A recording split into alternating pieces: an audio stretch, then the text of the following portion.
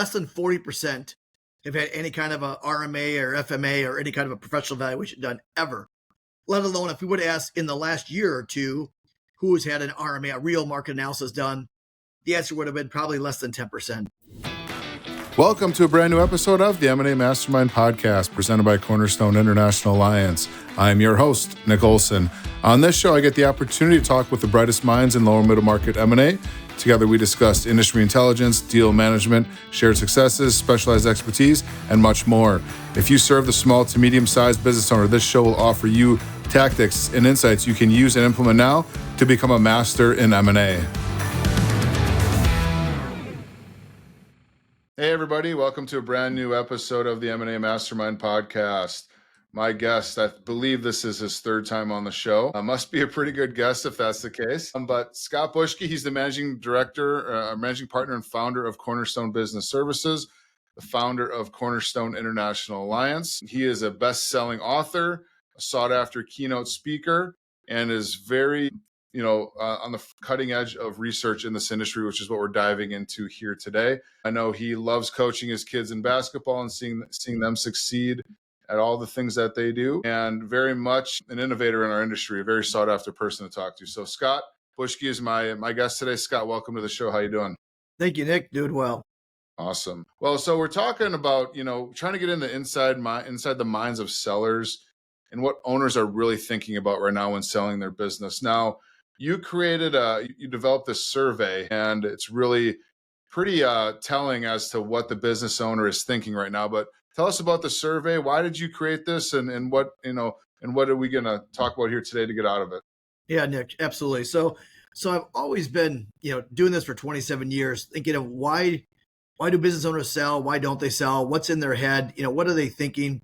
And it's always, hard to really peel that onion back enough with owners, because sometimes they're more protective or close to the vest of what their true emotions are. So I thought, Exit Planning Institute, EPI, puts out a really good survey. They've done it in 2013, again in 2023, on the exit readiness of how ready they are for an exit. But no one's really, that I've seen, is putting anything out about, again, getting into the mindset of the business owner around selling their business. So that's what we really wanted to do. So we know we're not experts on doing surveys and research. We hired a professional firm to do a third-party research program. And so what we set up to do was really understand, how do they think? Why do they think? Why would they go to market? Why wouldn't they? Who are their trusted advisors? What do they think of them? What do they expect from them? And all kinds of other questions. So it was really demystifying some things. It was really some shocking findings, which we may or may not get into today, but there's a white paper that people can download to really get more of the details. But the study was 750 business owners all over the U.S. It was pretty much broken in between male and female. It was based off the 2020 U.S. Census. So it's accurately, statistically correct to the U.S. 2020 Census. You had to be between 45 and 75 to get into the program. And we wanted companies with at least 5 million in revenue, because that's usually where we start at 5 million or above. So there was about, as you can see here, 26% was in 5 to 10 million, 25% were 10 to 25 million in annual revenue, 25 to 50 million had 26%, and over 50 to 100 million were 23%. So roughly about 25% between 5 to 10, 10 to 25, 25 to 50, 50 to 100 million in revenue. And so that was the data sample that we went after, had this third party come after. And that's what we really wanted to do, because that's really a lot of our target market, are companies in those sizes of 1 to 25 million of EBITDA, or 5 to 250 million in revenue. But a lot of them are in that 5 to 100 million dollar revenue, because they're just so underserved in that marketplace. So we just have more. The smaller you get, the more clients and more business owners there are. So that's where we spend a lot of our time. Yeah, that's a great context for our discussion here today. And I've heard you speak on this a lot with business owners, with referral sources, and I think it gives you a lot of legitimacy to what we're seeing out there, but also as to how we can better connect with these business owners, because getting into what they're thinking obviously is very, very helpful. Is there any is there one thing about this whole survey real quick that just jumps out at you like, wow, this stat was really amazing, I would have never guessed that? one thing that I did think was interesting because we asked them, how did they get into business for themselves? And it was one of four ways. It was either they founded it or started it, they inherited it from their family, they bought it from their boss or the employer, or they bought a third party company. Obviously we thought selling parties to third party, selling companies to third parties, we thought that would be not the biggest, but a fairly good chunk of these companies. 76% were founded, 16% were inherited, 5% were bought by their boss, bought from their boss. Only 3% were actually had gone through the diligence process and done all the due diligence and bought a company. And I think that's interesting because when you see people, going through this process of why, and that's why we wanted to dive into this, because we see these business owners, they're so smart and they're so driven and they know how to start a company or grow a company and build things up, but they're only going to exit that company once. And most only exit, especially baby boomers, only exit their company once in their life. And so for 76% that founded it, they've never been through anything even close to that. So they just have no idea what's coming out on the other end. And that's really what we wanted to dive in is why is, you hear all the pundits say that the national average is 20 to 30%. And as the deals get bigger in the 50 million and above, the percentages go up. Still, anything near 20, 30 million is just, or 20 to 30% is just crazy. I mean, think of our kids came home with a test score of 30% and we'd be like, what in the heck happened? Did you study at all? Did you sleep for the last 3 weeks in class? But yet that's what we accept as business owners. And what we found is the traits that really make business owners so good at what they do, this drive, this grit, this percent, like, I can figure this out, I'll do it myself, this complex thinking, the pivot or the trial and error, all of those things that make them great business owners to build and grow a company really make them bad business sellers because they try to do it themselves and they go, I know this business better than anybody else. I know the industry. I've been in it for 40 years. Why can't I do this? And it's just a completely different process of trying to give your baby up for adoption is what most of our clients kind of liken it to. And they're just not prepared. They're not even close to prepared. And you got these private equity groups, family offices, corporations out there with specialized, deal teams that come in, know all the tricks of the trade, know what to say to clients and pump up their ego, get them to like them, and then give them a really low ball offer and try to get a deal done. So those were just some of the things that we found that were pretty interesting. Yeah. I know there's a stat in there too about, what is the current mindset of a business owner around selling their business? Like when do they plan on leaving? Yeah. I thought this was interesting. This one was also one that really surprised me. So we had the number one answer when, what's your mindset around, exiting or selling your business? And the number one answer was, I'm going to leave my business when I'm physically and or mentally unable to continue. I'm physically or mentally able to continue. That's when I'm finally going to get out. And that's unbelievable. Yeah. I mean, think about this. This is the largest asset, 10, 20, 30, 40, 50 years. And they're going to have to get dragged out of that business or go out, horizontal, not vertical, and not enjoy life at all because they just don't know what they don't know. 32% said they didn't even know where to start or who to trust.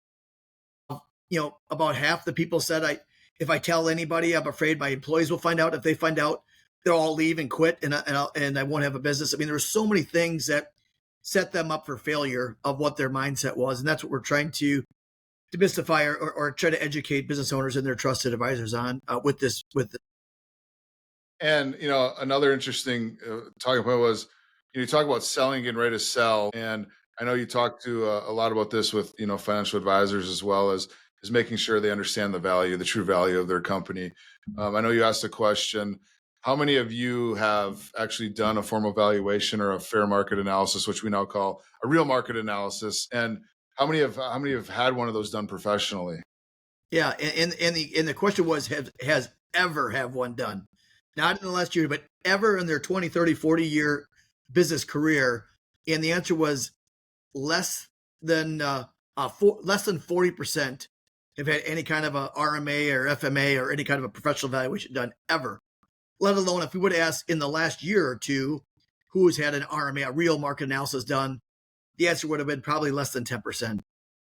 Yet this is their single largest financial transaction or largest asset of their life that they get one chance to exit. So it's no wonder why all these buyers are trying to call spending all this time, energy, and money to call these sellers, because they know if they can get to this business owner before the business owner gets to someone like us at Cornerstone that's going to represent them, they know they're going to get a better deal. They can tell them what they want to hear. They can, again, most of them have started this thing. They bird this up out of nothing. So if you start hearing, your kid's really smart. Boy, they're a good looking kid. Boy, they're a great athlete. Boy, whatever. It's like, oh, geez, thank you. It's like, wow, it's validating the parent that they were. It's validating that they're a good business owner, that they created something of value, but yet most of them don't have no clue what the value is. So when they come in with a lowball offer, 55% said, yeah, I'd probably accept that without checking. 55% said they would accept an unsolicited offer if they assumed it was reasonable. Yet over 60% don't have a clue of what the business is worth. And in fact, we just did a deal. We just closed 2 weeks ago where a company, very nice company out west, was working with a private equity firm. And again, it's the buyer's job to do two things: get the company at the lowest possible price and put as much risk on the seller as possible. If the transition doesn't work out like they thought, the seller takes a hit in an earn out or something like that. It's not where, geez, let me pay the most money because I just think that Nick's a nice guy and I want to pay you all cash at close no matter what. That's their job. Now, many do it ethically. Some don't do it ethically, but that is their job. So we had a client, they were working with a private equity firm, and they had worked from like 5 or 6 million up to 10 million. But the whole 5 million and above was all earnout. And it was a pretty aggressive earnout. The owner's like, I don't think I'm going to hit this earnout. I don't feel very good about it. But that's the way that they negotiated. Like, well, we can give you a little bit more, but they just kept more risk on the seller. So if it turned out to be a home run, hey, the seller got paid and the buyer was in a really good position. But if it was just average, the seller was going to get $5 or $6 million for their company. Their financial advisor saw me speak at a conference and called us up at the end of the conference and said, hey, I'd love you to talk with my client. They're negotiating with someone right now. They haven't signed anything yet, but they're really close. And they almost signed the letter of intent, but because they had said, hey, this is the highest value we can go. We can't go $1 more. You've got us from 5 million or 6 million all the way up to 10. That's it. If you don't like it, we're sorry, we're gonna have to walk. So we talked with them. It's like, 10 million we think is in the ballpark of what we call market, doing the RMA or FMA. But we think we can get you a lot more cash at close. We think most of our clients get anywhere between 80 to 90% cash at close. Some 100%, but most are in that 80, 85, 90%. She's like, well, that would be great because, now I could get, several more millions of dollars at close. And I said, we're going to bring you multiple offers. This whole POMO, the power multiple offers, it just allows these business owners, it's what we're really good at. It allows these business owners to not only get more value, better structure, but also that peace of mind that they get to leave. She said, all right, they said, all right, we're going to work with you guys. So they said, what should we do with this buyer we're talking to you? I said, well, send them an email just saying that, hey, you're very serious. You're going to sell. You want to do this right. So you're working with Cornerstone. They're going to help you, take you through a process. Then 5 minutes of that email coming in, her phone rang. And as soon as she said hello, it was the buyer. They said, what's it going to take for you not to sign with Cornerstone? Like, how much more money do you need to not go through a process? If they just said, we can't pay anymore. So that's kind of what, just one example of what's out there in the marketplace, and that these people are accepting these things all day long. It's unbelievable. And that's, again, why the returns are so good for private equity, because they know how to buy low and obviously sell high. So it leads me to another question. I think in part of the survey you talk about the exit, the exit options that business owners have, and obviously, one-on-one negotiation with the private equity groups, unsolicited offer, that's one of them. But why, you as an M&A advisor, you as a firm that are educating these business owners, why is it important for them to know all the options that they have? Yeah. There was a book out by Bo Burlingham called Finish Big, and there's others out there, but the studies show that so many people sell their business and then have regret. Like 75% have regret after they sell their company. It usually comes down to three things. One is they did an unsolicited offer and find out they left a ton of money on the table and are sick to their stomach. Number two is they sell their company and they have no idea what they're going to do next, and they're bored stiff and like, oh my gosh, why did I give up the lifestyle I had? Even though I was burnt out, tired, I want to do something different. I have no idea what to hear. All my identity and who I am is all tied up in this business that now I don't own. And the last one is that they sell, and they sell for the wrong reasons. They think about just cash, and they don't think about all the other pieces of the puzzle. That, do I want my legacy? Do I want the name to continue? Do I want to protect my employees? Do I want to have the culture stay the same? Do I want to stick around for 6 months or a year? Do I want to stick around for 5 years and roll some equity? All of those things go into what a good deal looks like, and there's no right or wrong answers. But that's what we try to do, is help them make sure that they don't have regrets at the end of the day. So we have exercises and processes and systems in place to make sure we cover those three and many more. So the option of, geez, I thought I was just going to have to give it to my kids or sell it to my competitor on the street, those might be the absolute worst two options out there. There's so many other options, and if they don't take time to educate themselves, they'll never know until it's too late. And they go, oh shoot, I didn't know that I could have sold to a private equity group, rolled some equity, given it to my kids, granted to my kids or my employees in a tax deferred way, got 80% of my cash or 75% of my cash out, gave my kids or my management team some meaningful equity, and I get to exit in 6 months to a year, versus giving it to my kids or my employees now and getting paid out of 7 to 10 years and praying to God that they make the payments and the company stays up and everything else. I've actually had business owners who were more stressed living in Florida, trying to live their golden years because their kids were running the company and they were just hoping that they didn't screw it up and were making the payments, than if they just were up here running the company themselves, because at least then they knew the company was in good hands and it was doing well and everything else. So it really does just take a little bit of education, a little bit of time to understand what are all your options, because most people know one or two, maybe three, and there's 9 or 10, and then there's blends of all those 9 or 10 of how you could do that to really go what makes the most sense for you and what's the best fit. Like I said, we have an exercise just for that of what's important to them and 10 different kind of options that they can rank 1 through 10 to see what really kind of floats to the top. What percentage of business owners actually know all their exit options? I thought this was interesting. It's very, very little. Just even adequate was like around 50%, and nobody was good, and most were poor. So that means that 50, 60% might have some ideas, but we didn't say 9 options. We just said, do you know all your options? And 57% said, oh, I think I have some adequate knowledge. But again, you get one chance to do this well. So it's just sitting down, either reading my book Finish Strong, which has the pros and cons of each option in there, or just having a conversation with an investment bank like Cornerstone or someone else within the CIA Alliance, to Cornerstone Alliance, to say, what are all my options? What makes sense? This is what's important to me. Different buyers have different playbooks, and that's where a CIA member partner can really help that business owner understand not only what the value is, but what the different options are and what the likelihoods are of those different options. When are business owners looking to sell? Is it 1 year, 10 years, 20 years in between? Like, what is how many businesses are going to be coming on the market? Do you think in the near future? Yeah, that was one of the other really eye-opening findings that we got from this national study. Is the ones that I've seen going back as long as I can remember were like 45 to 50% we're going to sell in 5 years, and roughly 75% in 10 years. That's kind of been since the early 2000s. That's what I've seen. This study that came out now with the youngest baby boomer being around 61, I think, and the oldest being right around 80, plus or minus a couple months. 8% wanted to sell in 3 years, not 5. 48% in 3 years. And this study was done in January of 2025, just for reference point, and 64% in 5 years. And with all the 9 million baby boomers, business owners that are out there, I mean, think about that. I mean, the numbers are truly staggering. Of all the business owners out there and how many boomers. The one of the largest percentage of boomers are right in that 62 to 66 range right now. So it would make sense that a lot of them are at this retirement age. Again, depending on what economists you talk to, and there's all kinds out there with all kinds of opinions. I think there are several that are stating that kind of around that 2029, 2030, 2030, 2031, just with Social Security and people's ages and everything else, there could be, a really big recession or almost depression type of thing. So I think a lot of people are going, I want to get out before then, take my money, be able to divest it and be able to control my life and live through those maybe not so good years, which, who knows. But we do think that, I've said this for about 6 months ago, I started seeing it that,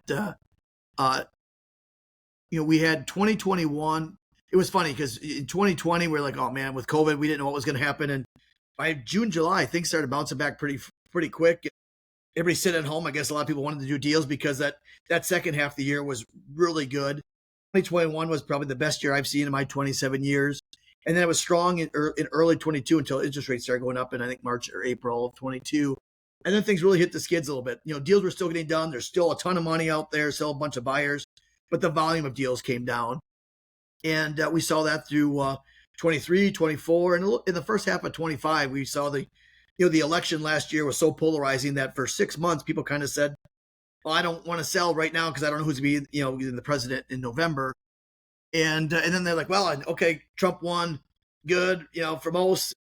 But now it's already November. Let's wait till I get my year-end numbers down. So there was a big, kind of talking to a lot of people, but nobody signing up, nobody coming to market in the second half of last year. So we knew the first half of this year was going to be light, but now the volume of deal flow that we have, the number of new sellers that we're signing up every week now versus months, and what we're seeing, talking to our Cornerstone International Alliance partners around the country and around the world, at least in the United States, we predict that 2026 is going to be maybe the best year, better than 21. It could be really that good, and again, God knows what else could, get thrown out there, but people are so desensitized now to tariffs and wars and everything else. It's like, what else could hit them that really knock them off? And interest rates continue to come down a little bit, which just continues to throw some fuel on the fire. So we think 26 is, if you're looking to sell, 26 could be a heck of a year to make those moves, because again, there's a lot of money out there, more than ever, I believe, again, as they continue to raise money and balance sheets are strong on the corporate side,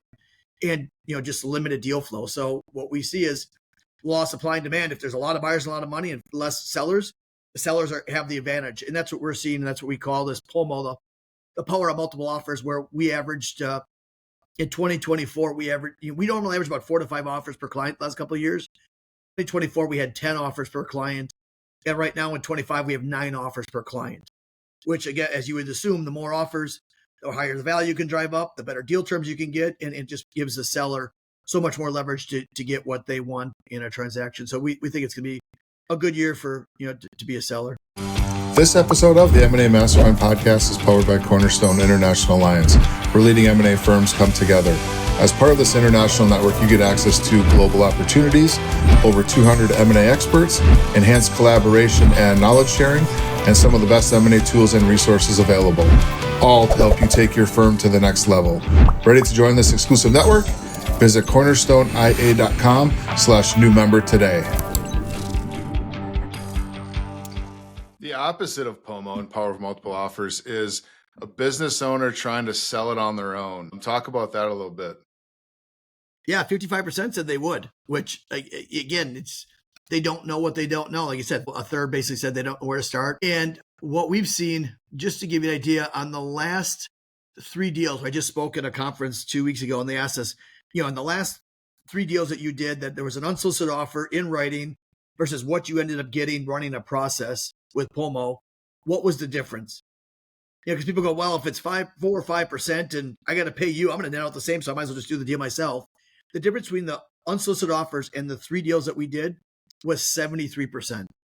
73%. In fact, in one deal, the last one I worked on, they had 2 buyers at the table. They talked to us about, hey, we've got 2 interested buyers. They're the market leader in their area. We would love to bring more buyers together and really create POMO. And we said, great. That was on a Friday. But by Sunday at noon, they had talked themselves in that they're really smart, which they were. They're brilliant people. And they know the industry better than most. They've been in it for 40 years. They know all the players. They got the 2 top buyers at the table already saying, I want to buy your business. Why do we need Cornerstone? And I said, well, I can't make you work with us. It's your calls. They said, we still want you to do an RMA. We still want you to tell us what we think market is, the real market value.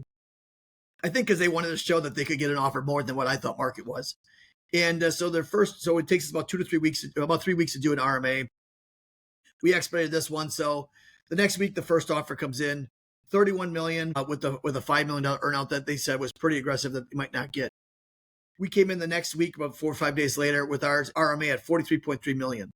So quite a bit above the $31 million that they were going to get on the other deal. And which was $5 million, which was $26 million at close, 5 in a seller note, and then that 5 in an earnout to get potentially up to 36. So they're going to get 26 at close.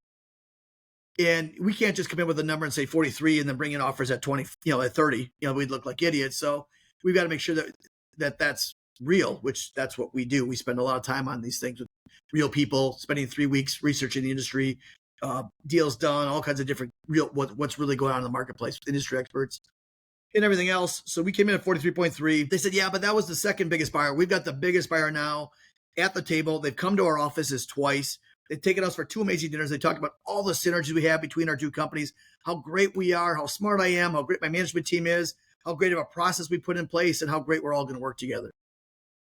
Their offer came in at $25 million. All cash at close, though, but $25 million. So I said, can we please run our process? Can we create POMO? We're creating urgency and scarcity and creating competitive nature because, again, both of those buyers were working directly with the owner. And they had no reason to pay any more than they thought they could get away with. So we ran our process, our Assurance 360 process, created POMO, created urgency and scarcity. And in 10 days, we had a signed letter of intent for $51.3 million. More than double what the largest, most synergistic company with the most money wanted to pay. Now, if we would have got them in that process, who knows what they would have paid. But that's what we only could bring other buyers to the table. So we closed in 45 days, which is extremely fast. We closed in 45 days, right before the new year, December 31st, and they got $51.3 million versus getting 25 at close or 26 at close. And the funny thing was that same buyer came to them about 9 months earlier and said, hey, we're kind of adjacent. There's a lot of synergies between the two. We'd like to buy you or at least look at buying your company. And they said, well, we're thinking about selling. They were getting up there. They were getting a little burnt out and they wanted to retire. And so they put together an offer and they said, look, we like you guys. We think you're very valuable, but we have a written mandate with our client, with our private equity group that's backing us, that gives us the money to go buy these companies. And we can't pay more than a 5 multiple. It's just the market was 4 to 5. Like we can't pay more than a 5. And in 10 days, I had them paying an 8.25 multiple because they knew the competition of how these big companies were going to come in. Instead of owning this huge market share, they were going to, be somebody they're going to be chomping away at their back door at their headquarters day after day. They just didn't want to put up that fight. They wanted to continue to grow and grow and grow and continue to be that market leader in their region. So it's that kind of stuff that opposite of POMO, the buyer controls the process. The buyer controls the value. The buyer controls the timing. The buyer controls the questions they're going to ask and how long it's going to go out. Oh, Mick, we'll close quick, 30, 45 days, no problem. 6, 9, 12 months later, you still haven't closed for one reason or another. And they're just trying to burn you out, and get you tired or have the company tank a little bit in some cases. And that's like, oh, I told you I'd pay a 5 multiple or an 8 multiple, but it's not 4 million EBITDA anymore. Now it's 3.2. We can close next week, but you're taking X millions of dollars off the table. It's like, oh, if you want to have that peace of mind, if you want to be able to control the timing and the process and truly know that you didn't leave any money on the table and you get to choose who's the best fit, many times, they take the second or even third highest offer. It's not always about the highest offer for our clients. It might be a better fit. They might like them better, culture fit, whatever it might be. We don't care. We just want to give them that peace of mind that only POMO can bring them because they know they've told the right story to the right group of buyers with no asking price, and you get all the offers at once. Not one today, one 3 months from now, one 6 months from now, or 30 days, whatever it is. They all come in at one time. That's the fun part about our business. That's really what people pay us for. Yeah. What would you tell a business owner who, we talked about a little bit about the unsolicited offer before and you kind of ran that story, but what advice would you give a business owner if they received an unsolicited offer, and what would the next steps be? Yeah, very simply, give Cornerstone a call or one of the Alliance members a call, depending on where you're located or the industry. And sit down with that RMA. Just have a conversation. It's all confidential. There's no cost. There's no obligation. Take 60, 90 minutes. Understand what your options are, what the buyer is. But that RMA, we can do that. And it takes, like I said, 3 weeks. We can expedite it in some certain situations if we need to. But it helps you understand what market is. Trust me, if they're there, they're not going anywhere. Because they know they've got a kind of a line on the hook, a fish on the hook, and they're not going anywhere. They want to reel you in and bring you in. So, and to back that up, because they'll threaten to leave, hey, if you got to make a decision, otherwise we're moving on. In 5 years, we've run a process against those unsolicited offers, and they've always threatened to leave. Not once has a buyer ever left. Now, they could, but then were they really there real in the beginning? But typically, because they know if they accept your lowball offer, we'll stick around through this process because maybe you'll run a crappy process and you won't bring any good offers in. But that's not how, CI works. We're some of the best money firms in the low middle market around the world, and bring very good, run a very good competitive process. But that's really what it's all about. So as you're talking to the business owner during this process, maybe they received an unsolicited offer, maybe they're just thinking about selling or what their options might be. In your experience and what the survey says, what are some of the top motivators for business owners, to actually sell their company? Yeah, the number one motivator is when they know they can live their ideal lifestyle, when they know that they have financial freedom. That's what we call it. We call it the real number. You got to understand what your number is. Then what's the net number? Because who cares? Let's just say small numbers. It's $10 million.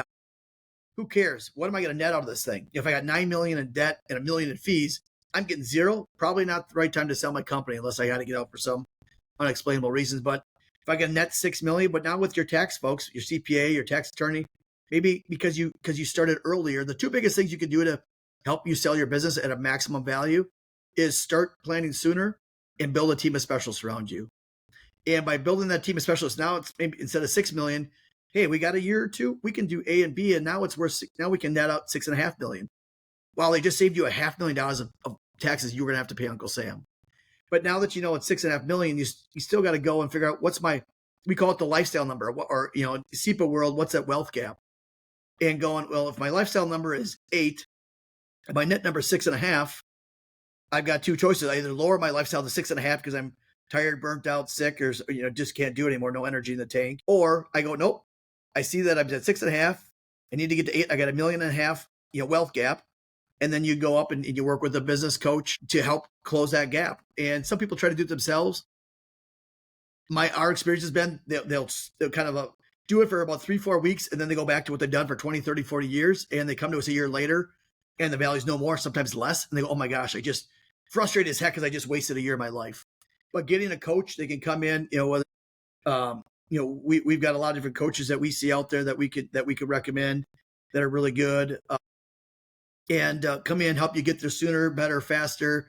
And then we'll come back and do that, update that real market analysis until the numbers make sense. But that's really the biggest thing. If you got, as long as you have not signed the letter of intent as a business owner, once it's signed, there's nothing we can really do. You're tied up in, unless you blow up the deal, you're tied up in exclusivity and we can't do much. But I don't care if you literally have it ready to sign, but you have not signed it. We can come in, we have a no-cost conversation. Again, everything's confidential. We can kind of take a look high level, see what we think market is, or do an RMA and really understand what market is. And then you can start making better informed decisions. And by chance, hey, if we think it's 10 and they're at 12, hey, that might be a great offer. Take it and run with it. Our experience in 5 years, that's never, ever been the case. Not ever has the buyer left. And not one time in 5 years that we've run a process against an unsolicited offer has the seller ever chosen the original buyer. 100% of the time, we've been able to get a higher value, better structure, better cultural fit, protecting employees, or all of the above for our clients by running a process. Again, going back to that, I can't pay any more versus how much more do I have to pay for you not to sign with Cornerstone? They know if you run a well-run process, like what our Assurance 360 process is, you are going to get higher value. Black and white. Again, if you had a house, I always use the analogy, if you found your dream house and you're the buyer now, put your buyer hat on, you're looking at this dream house, and your realtor calls you up and says, hey, I think I got a house for you, and it's in the school district you want. It's the perfect square footage and lot and size in town. Everything's perfect. And you go, hey, it's Wednesday, I'm busy at work. Can I go on Saturday, Sunday and go look at it with my spouse? Well, okay, let me call the realtor. Yeah, you know what? It's been on the market for 110 days. No one's put an offer in for whatever reason. Saturday, Sunday, I don't care. Show up whenever you want. There's nobody interested. And you go there, you love it, and you put an offer in. If it's listed at $1 million, you're not putting in at $1 million because you're the only buyer at the table. It's been on the market for 110 days, and there's zero pressure. There's no pomo. Now, same scenario, you get a call from that same realtor on a Wednesday. Hey, there's a house here. I think it's everything that you're looking for. It's listed at $1 million. Oh, can I go on Saturday? I'm kind of busy. Saturday, there's already 5 showings on Thursday, and all the offers are due on Friday at noon. I've got you the 6th slot. So you go there, you look at it, it's like, oh my gosh, yep, somebody's coming out. You go in, it's amazing, you love it. And as you're going out, the 7th person's going in. What value are you going to put on that? Well, now you might go above ask price. If you really want it, you got to, before I was at maybe $850, now I'm at $1,050,000 or maybe more. And then the last scenario that I usually talk about is now that seventh group walking in, that seventh family walking in, it's just one of those families that you just can't stand. Their kids bully your kid, or they're a know-it-all, or they just, whatever it is that just grinds you. And they kind of wink when they go by, like, get the hell out of my house. This is my house. You can't afford it. I'll pay more than you. And you're like, I'll show them, and you're going to pay more. And that's kind of what buyers do when it's a defensive position. Like, oh man, we want to buy it. We'll pay this. But if our competitor gets it, we can't let that happen, much like the scenario I talked about before. So we got to pay up even more to not only grow, but also to protect what we have. And you probably pay 3 different prices for that exact same house with the exact same square footage, exact same lot size. And that's the power of POMO. That's the power of multiple offers. That's what we do with business owners while keeping everything confidential. There's never a reason that your employees, your competitors, your customers should ever know that your business is for sale. And at the end of the day, the owners get to choose who's the best fit for them. And that's why we absolutely are so passionate and love what we get to do, because we get to help that business owner with the single largest financial transaction of their life, and help them get them the gift of both time and money to do all the cool things that they want to do in the next best chapter, versus just some kind of transaction where, yep, I sold it, but the culture sucks. I probably left money on the table. My employees are quitting or getting fired. And that's just not fun. We want to make it not just a transaction, but a transformation for you, your family, and your employees in your business. Scott, I have like 35 more questions for you, but I'm going to wrap it up with this one because I think it really shows kind of what you just talked about, and the value of working with an M&A advisor is, like you said before, typically the business owner, this is their one chance, right, to sell their company. Probably have never done it before. You go up against a buyer who's sold bought hundreds of businesses. The scales are definitely tipped one way in that scenario. And I think us as an advisory industry can level that out. Why don't you quickly explain that? Yeah, I think it goes back to that POMO again. Is yes, these buyers, they know all the tricks. They know what to say, what not to say. I mean, I just moderated a panel of 4 private equity firms. On an average, they looked at 3,000 to 5,000 deals per year, 3,000 to 5,000 per year, and bought 5 to 12 companies a year. So think about that. 3,000 to 5,000, they buy 5 to 12 companies is what that sample size of 4 panels. So they're looking through stuff. Low offer, nope, next. Low offer, nope, next. Oh, I got one that's interested, because they don't know what their value is. They're not represented. That's where they get excited. In fact, it never really clicked until I did this survey that so many private equity firms are looking for founder-led companies, founder-owned companies that have never sold before, because they have no idea what to expect, and they're just going to get, at some point, they're going to get beat up, whether it's right away or they're going to get told some crazy number, only to watch it go down in diligence lower and lower and lower until they get to the number that they knew they're going to be at eventually. And sometimes that happens over weeks. Sometimes it takes months. Sometimes it's a year or two. So it's all about, the only way you can switch the power from the buyer having all the power to the seller is by getting those multiple offers. Once you have multiple offers, now they know they're competing. There's no asking price. And now they've got to put their best foot forward if they really want something. So it's creating that urgency and that scarcity that you can only do with multiple offers. And the M&A advisor, the investment maker, controlling the timing of things. We don't let the buyers drag things out. The buyers either move with our time frames or they lose the deal. And that's where you'll find if they're serious about it. Oh, I can't make that. I can't move that fast. Well, then they're not that interested, because buyers can move very quickly if they have to, if they really need to. Like I said, in that deal where they really wanted to get it done, we had a signed letter of intent in 10 days. We closed in 42 days with Thanksgiving and Christmas. And we've done one deal. My best deal was where the buyer had to get it done due to a big tax bill that they were going to pay if they didn't invest in something. And we got a letter of intent signed, and we closed 3.5 days later on a deal, because they had to get done by the end of June. So it can get done. The typical time frame from LOI to close is 60, 90 days, but it can get done a lot faster than that. If everybody's on board and really working towards.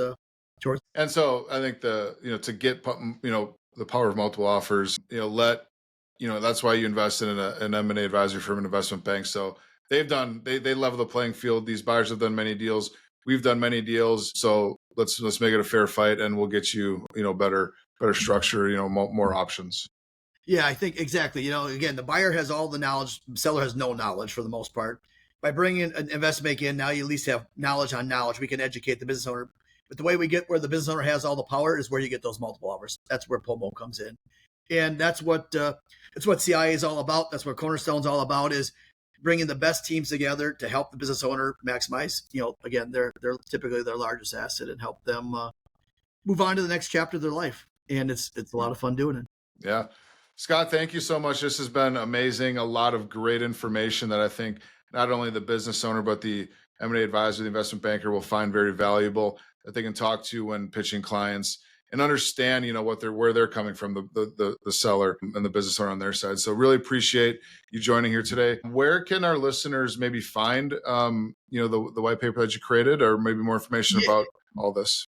Yeah, if you can, I don't know if you could put a link in there. Otherwise, if you go to Cornerstone's website, which is www.cornerstone-business.com or cornerstone-business.com, and then you'll see across the top, I think one of them is research. If you click on research, it'll drop down and it'll have some of the white papers for business owners, for financial advisors. There's another one about POMO and a lot of good information there, all good educational content. Like I said, we didn't create the survey. We helped create the questions, but a third-party professional did it, and they did an amazing job. CKG did that for us, and we just want to try to, again, educate business owners and their advisors to help this percentage of 20, 30% flip around and be 70, 80%, of companies sell that want to sell and get to live their next best chapter. So that's what our mission is to continue to create impact for all the lives that we touch. There are a lot of great resources on Scott's website. If you want to connect with them, you can fill out a form, do it there, get a chance to, talk to the team here and understand where they're at, or, where you're at and how they can help you out and what your options are. But it's cornerstone-business.com. I'll put the link to all the resources in the show notes, so be sure to check that out and get connected with Scott and his team. Give us a call. Love to, again, free, no costs. It's confidential. And if we're not the right fit, that's why we love our alliance of, 35 other firms, over 200 investment bankers all over the world, that we can put you in touch with the right person and the right group that can really take good care of you. Scott, again, thank you so much for your time. This has been a lot of great information, and really appreciate you offering that up to our listeners. Make sure to like, share, and comment on this website. Pass this episode on to anybody who you think would benefit from our conversation. Maybe you have a business owner friend, or, and so they can make a well-informed decision on what to do when they are ready to sell. And be sure to tune in every Thursday morning for a brand new episode each week. Take care, everybody. Thank you. Thank you for joining us on this episode of the M&A Mastermind Podcast, and a special thank you to our presenting sponsor, Cornerstone International Alliance. If you enjoyed today's discussion, don't forget to like, share, and comment. We'd love to hear your thoughts. Make sure you hit that subscribe button so you never miss an episode. We'll be back next week with more insights, strategies, and real-life experiences to help you take your M&A game to the next level.